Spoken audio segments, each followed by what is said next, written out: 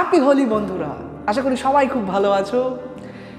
আমার হৃদয়ের উজ্জ্বলতম রং দিয়ে আমি সবার কাছে শুভ দোলযাত্রার শুভেচ্ছা পৌঁছে দিতে চাই। বন্ধুরা, হোলির উৎসব শুধুমাত্র রঙেরই উৎসব নয়, এটা ভালোবাসা, বন্ধুত্ব এবং সম্প্রীতির একটা উৎসব। আজ হোলি উৎসবটা ধর্মের গণ্ডি পেরিয়ে, জাতির গণ্ডি পেরিয়ে সারা পৃথিবীতে উদযাপিত হয়।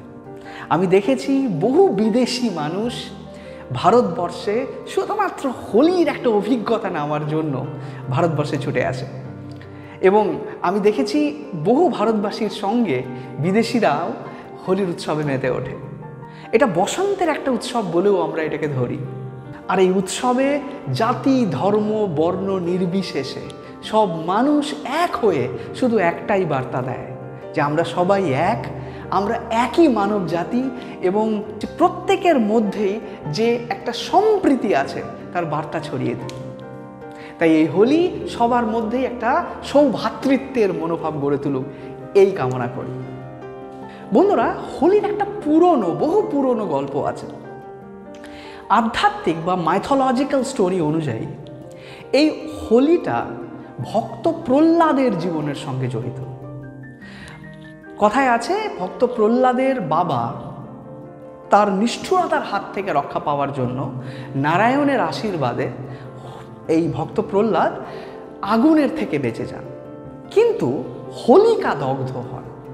আর সেই থেকে এটা মন্দের ওপরে ভালোর জয় হিসেবে উদযাপিত হয়।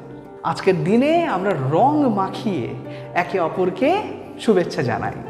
ধনী দরিদ্র, জাতি ধর্ম নির্বিশেষে একটাই বার্তা, ভালোবাসা এবং সম্প্রীতি। বন্ধুরা, আগে হোলিতে শুধুমাত্র আবির খেলা হতো, কিন্তু আজকের দিনে ডিজে বাজিয়ে, জল কেলি করে, বিভিন্ন রকম কেমিক্যালের রং ব্যবহার করে এই হোলিটা আমরা উদযাপন করি। আর বন্ধুরা, হোলিতে ভালো ভালো খাওয়ার না হলে যেন হোলি জমেই না। মূলত এটা হিন্দু সম্প্রদায়ের একটা উৎসব হলেও আজ ধর্মের গণ্ডি পেরিয়ে বিভিন্ন ধর্মের মানুষেরাও এই উৎসবে একে অপরের সঙ্গে হোলি খেলায় নিয়োজিত হয়। আজ বন্ধুরা, ভারতবর্ষের বাইরে আমাদের পার্শ্ববর্তী বন্ধু দেশ বাংলাদেশেও হোলির খেলার একটা প্রচলন আছে। মূলত হিন্দু ভাই বোনদের সঙ্গে মুসলমান ভাই বোনেরাও এই হোলি খেলায় নিজেদেরকে যুক্ত করে। আমি শুনেছি বাংলাদেশের ঢাকা বিশ্ববিদ্যালয়ের জগন্নাথ হল, চট্টগ্রামের বিভিন্ন মন্দির এলাকা, গোপালগঞ্জ, রাজশাহী, এ সমস্ত বিভিন্ন জায়গায় বহু মানুষ হোলি খেলায় নিজেদেরকে নিয়োজিত করে। আমি এটাও শুনেছি বাংলাদেশের শাঁখারী বাজারে এই দিনে একটা বিশেষ মিছিল বের হয়, সেখানে বহু মানুষ রং মেখে, গান গেয়ে হোলির আনন্দ উপভোগ করে। অসাধারণ ব্যাপার। সবাই মিলে ঐক্যবদ্ধ হয়ে আমরা মানব জাতি এটা ভেবে যদি রঙের মাধ্যমে নিজেদের শুভেচ্ছা বিনিময় করি, তাহলে এর থেকে ভালো আর কি হতে পারে বন্ধুরা। হোলি ভারতবর্ষের বিভিন্ন কোণায় সমারোহের সঙ্গে যেমন পালিত হয়, আশা করি এই উৎসবটা দিকে দিকে ছড়িয়ে পড়ুক। সবাই একসাথে হয়ে আমরা এই উৎসবটা উদযাপন করি, যাতে আমাদের মধ্যে ভেদাভেদ একদম শূন্য হয়ে যায় এবং আমরা সবাই এক হয়ে মানব জাতির কল্যাণে কাজ করতে পারি।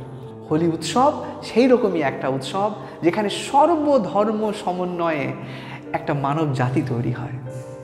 আমি সবার কাছে এই আবেদন রাখছি, আমাদের ভিন্নতা ভুলে আমরা সবাই এক হয়ে এই উৎসবে মেতে উঠি।